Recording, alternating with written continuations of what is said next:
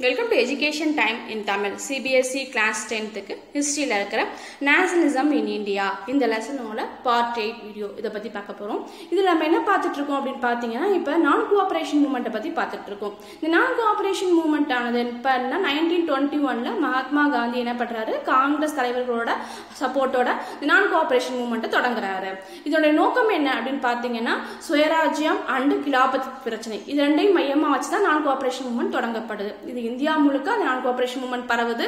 So இந்தியால பாத்தீங்க அப்படின்னா டவுன்லயும் சிட்டிலயும் எப்படி நடக்குது அப்படிங்கறத பத்தி நம்ம பார்ட் 6 வீடியோல உங்களுக்கு நான் எக்ஸ்பிளைன் பண்ணிருப்பேன். இப்ப பார்த்தோம் அப்படின்னா நான் கோஆபரேஷன் மூவ்மெண்ட் வந்து கண்ட்ரி சைடுல நடக்குது. சோ கண்ட்ரி சைடுல வந்து ரெண்டு விதமான மக்கள் வந்து கலந்துக்கறாங்க. அதுல பெசன்ஸ் வந்து எந்த மாதிரி நான் கோஆபரேஷன் மூவ்மெண்ட் பண்ணாங்க அப்படிங்கறத பார்ட் 7 வீடியோல உங்களுக்கு நான் சொல்லிருப்பேன். இப்ப பாத்தீங்க அப்படின்னா ட்ரைபல்ஸ் பீப்புள் வந்து நான் கோஆபரேஷன் மூவ்மெண்ட்டை எப்படி பண்றாங்க அப்படிங்கறத பத்தி தான் நம்ம இந்த வீடியோல இப்ப பார்க்க போறோம். First பார்த்தோம்னா tribals interpreted the message of Mahatma and ideas of Swaraj in yet another way.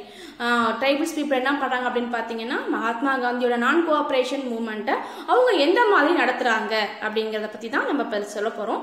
இந்த கூடம் ஹில்ஸ் ஆஃப் ஆந்திர பிரதேஷ்ல உள்ள கூடம் ஹில்ஸ் அப்படிங்கிற இடத்துல இந்த colonial government has closed large forest areas. அங்க உள்ள ஒரு பெரிய காட்டுப்பகுதியை வந்து இந்த கவர்மெண்ட் வந்து என்ன பண்றாங்க அப்படினு பாத்தீங்கன்னா க்ளோஸ் பண்ணிடுறாங்க.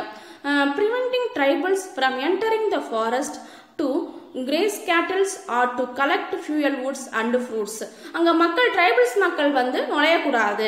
அவங்க வந்து அந்த காட்டு பகுதியில போய் கால்நடைகளை மேய்க்கிறதையோ இல்ல அவங்களுக்கு ஃபியூலுக்கு தேவையான விறகுகளை பொறுக்கிட்டு வரதையோ ஃப்ரூட்ஸ் வந்து எடுத்துக்கிறதையோ வந்து கவர்மெண்ட் வந்து தடை விதிக்கிறாங்க. அவங்க வந்து காட்டு பகுதிகளையும் நுழையக்கூடாது அப்படிங்கிற மாதிரி தடை விதிக்கிறாங்க. Tribals felt that the traditional rights were being denied.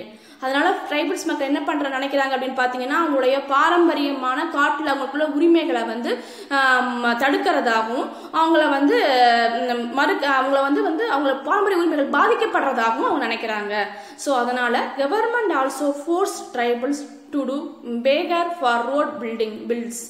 அதாவது என்ன பண்றாங்க அப்படின்னு பாத்தீங்கன்னா இதோட இல்லாம அந்த ட்ரைபல்ஸ் பீப்புளை வந்து கவர்மெண்ட் என்ன பண்றாங்க அப்படின்னு பாத்தீங்கன்னா ரோடு போடுற வேலைகளுக்காக கட்டாயப்படுத்தி சம்பளமே இல்லாம அவங்க கட்டாயப்படுத்தி வேலை வாங்குறாங்க.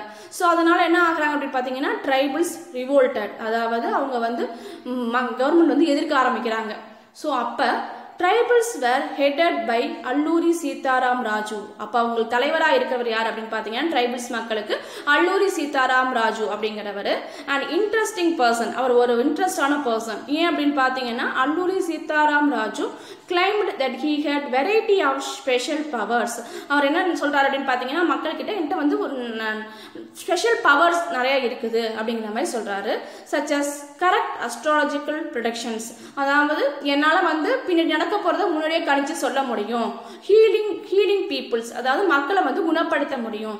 அண்ட் சர்வைவிங் புல்லட் ஷாட்ஸ், அதாவது என்ன ஆகும் பாத்தீங்கன்னா என்ன வந்து குண்டு கூட தொலைக்க முடியாது, நான் அவ்வளவு பவர்ஃபுல்லான ஆளு அப்படிங்கறத பத்தி எல்லாம் அவரோட ஸ்பெஷல் பவரை வந்து மக்கள் மத்தியில பரப்புறாரு.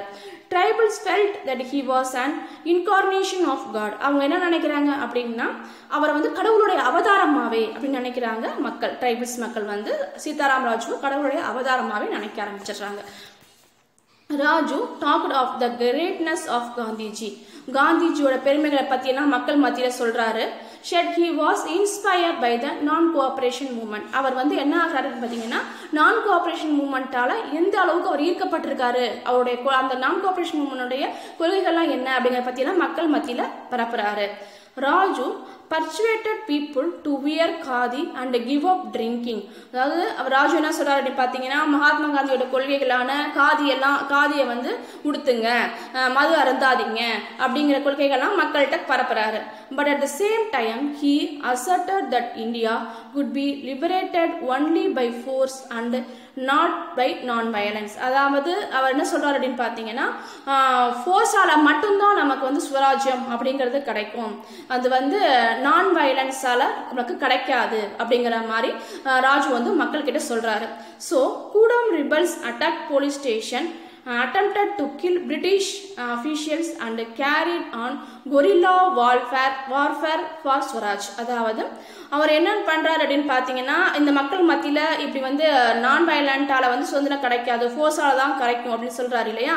ஸோ அதனால மக்கள் என்ன பண்ண ஆரம்பிச்சிடறாங்க அப்படின்னு பாத்தீங்கன்னா, போலீஸ் ஸ்டேஷன்ல அட்டாக் பண்ண ஆரம்பிச்சிடுறாங்க. பிரிட்டிஷ் அஃபீஷியல்ஸ் எல்லாம் தாக்கிறதுக்கு, அதாவது கொலை பண்றதுக்காக தாக்க போறாங்க. ஸோ அப்புறம் வந்து என்ன பண்ணுறாங்க அப்படின்னு பார்த்தீங்கன்னா, கொரில்லா வார் முறையை வந்து பயன்படுத்துகிறாங்க. கொரில்லா வார் முறையை வந்து பயன்படுத்த ஆரம்பிச்சிடுறாங்க. ஸோ அவங்களுடைய போராட்டமும் என்ன ஆகுதுன்னு பார்த்தீங்கன்னா, நான் கோஆப்ரேஷன் மூவ்மெண்ட்டும் வயலண்ட்டை நோக்கி போக ஆரம்பிச்சிருது. So Raju was capture at executed in 1924. ராஜுவை வந்து 1924ல் கவர்மெண்ட் வந்து பிடிச்சி தூக்கில் போட்டுடுறாங்க. Over time he become a folk hero.